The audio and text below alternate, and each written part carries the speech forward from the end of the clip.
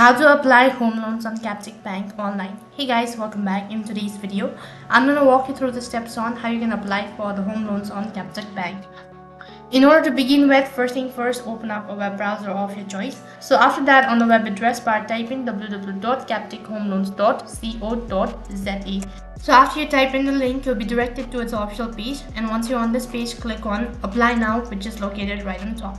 As soon as you click on the Apply Now button, next page you need to select the reason for applying a loan. So underneath, you'll be able to find multiple options.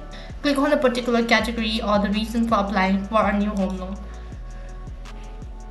After that, you'll be taken to the documentation or the information page where you'll be able to see the steps you need to go through while applying for home loans.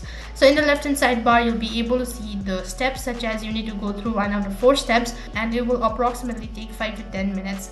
So first of all, you need to answer some initial questions. After that, on the step number 2, provide in your personal information, and on the step number 3, loan details, and on the step number 4, you need to review and submit. Make sure to provide the information correct. If you're ready enough, click on start application, which is underneath, and you'll be taken to the application portal page. Now you'll need to get started by answering all of these following questions. So as already mentioned, you need to go through 1 out of 4 steps. Make sure to provide the valid information.